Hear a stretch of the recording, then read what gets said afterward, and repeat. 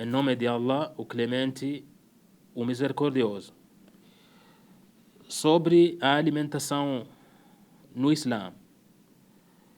Como a alimentação halal no Islã é todo alimento lícito que tenha adquirido de forma lícita e com dinheiro lícito, sem haver abusado dos demais.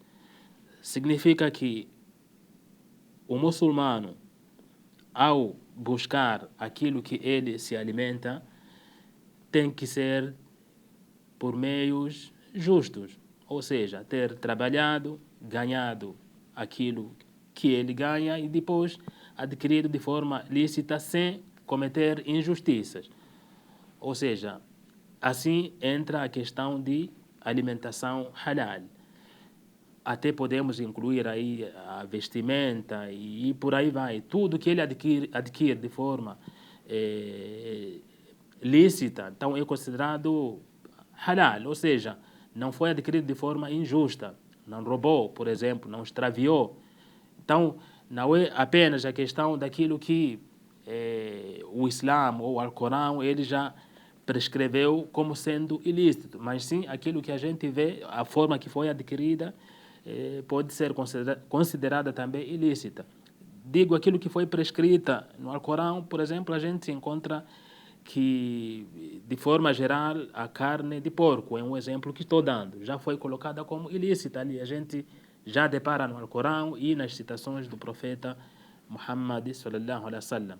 Agora, sobre, por exemplo, a alimentação, a vestimenta, de forma geral, ela já é lícita. Mas como você adquiriu, como você obteve ela até ter na sua posse e alimentar a sua família, sustentar a sua família. Então, se for por meios injustos, aí também entra essa questão de ser considerada ilícita, ou seja, haram. Então, acerca do alimento e da bebida, todos os alimentos são lícitos no Islã. Essa é a essência, esse é o princípio. Todos os alimentos são considerados lícitos, exceto aqueles que claramente prejudicam a saúde, a moralidade ou a religiosidade do indivíduo.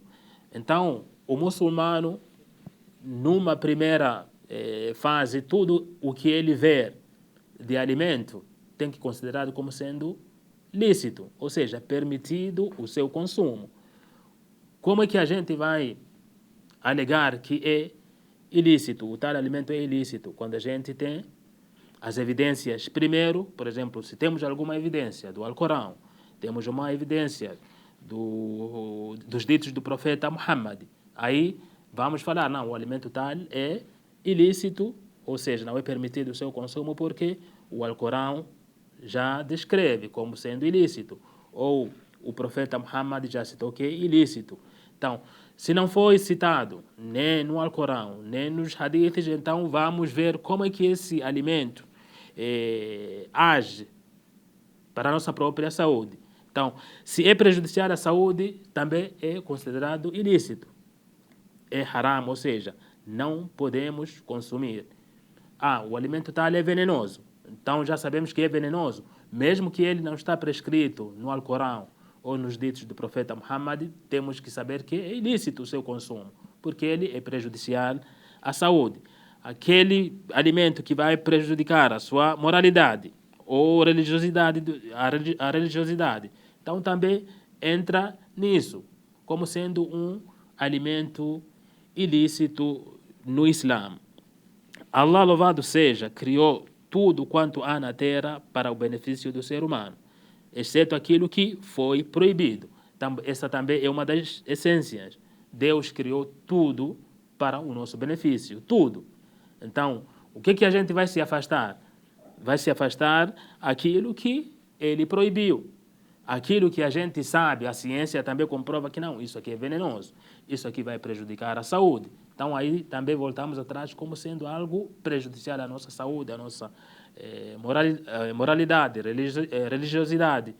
Aí nos afastamos disso, consideramos ilícitos.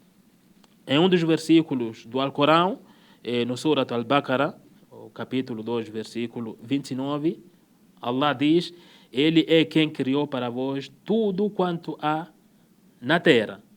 Ou seja, tudo o que há aqui na terra, Allah criou para nós. Então, tem aquilo que é benéfico para nós, aquilo que já sabemos pela citação do Alcorão, pelos ditos do profeta Muhammad, assim como também pela ciência. Mas se o Alcorão nos diz, não, isso não, já foi proibido. Os ditos do profeta dizem, isso não, já foi proibido. A gente volta atrás, ou seja, se afasta. A ciência também comprova, não, isso aqui é venenoso, isso aqui é tóxico, isso aqui é prejudicial à saúde. Também voltamos atrás, considerando como sendo ilícitos. Sobre os cultivos e os frutos. Tudo o que cresce na terra, seja cultivado ou plantas silvestres, árvores, bosques de todo tipo, etc., é lícito, exceto o que seja prejudicial à saúde ou que faça perder a razão, como as substâncias inebriantes e os narcóticos. Estes são proibidos por causa de seus efeitos prejudiciais.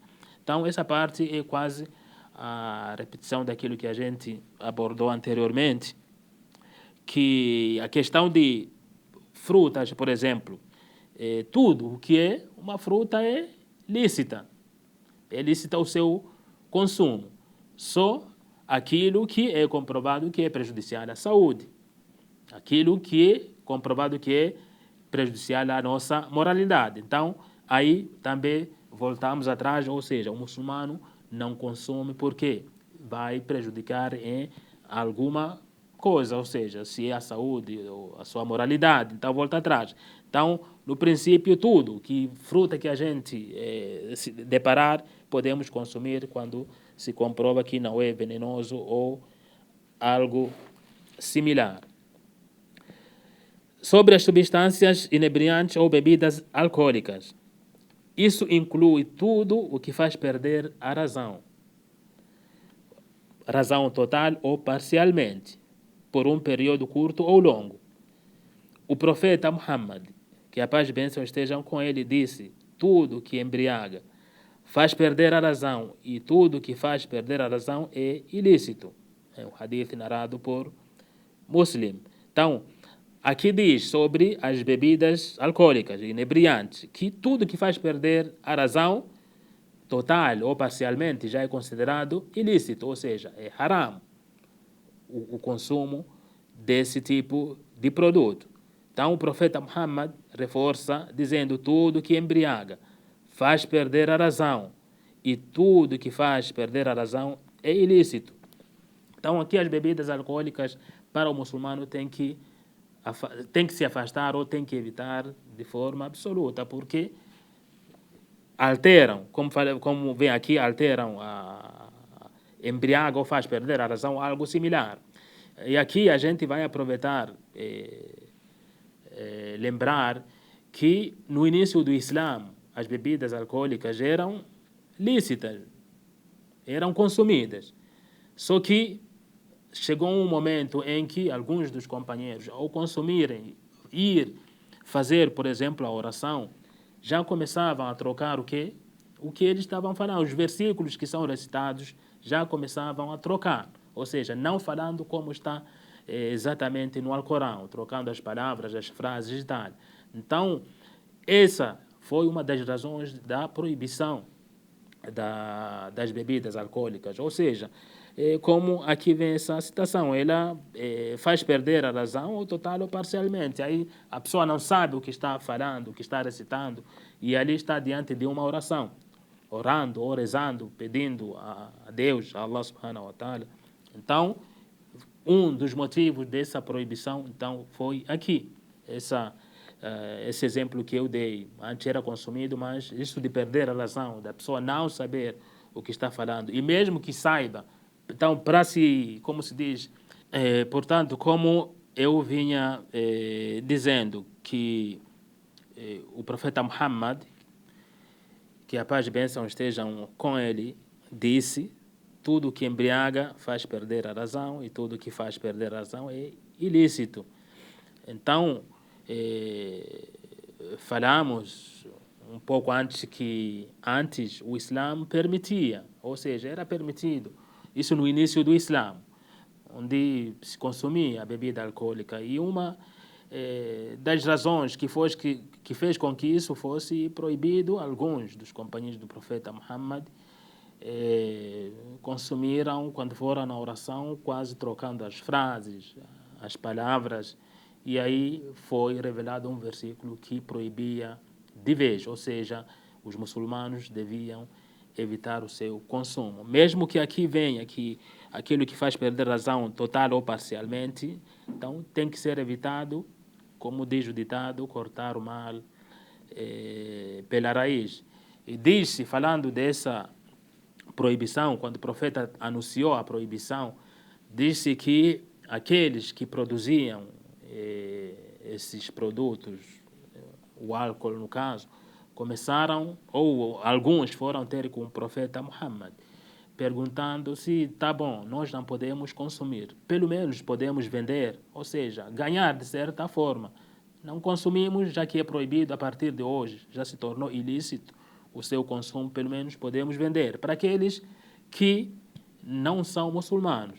Aí o profeta Muhammad, que a paz e bênção estejam com ele, disse aquilo que foi proibido o seu consumo, também foi proibido a sua venda.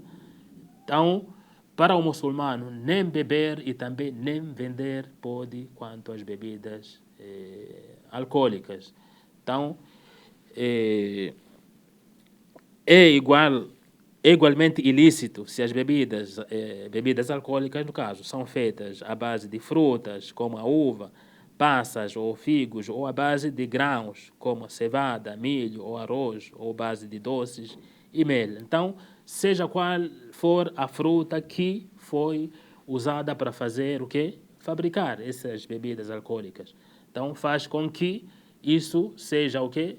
Proibido. Basta saber-se que não, isso aqui vai embriagar. Parcialmente ou totalmente tem que ser proibido, ou seja, o muçulmano tem que evitar o seu consumo. Mas ele consome, mas consegue ter noção, sabe o que diz, o que fala, mesmo assim é proibido.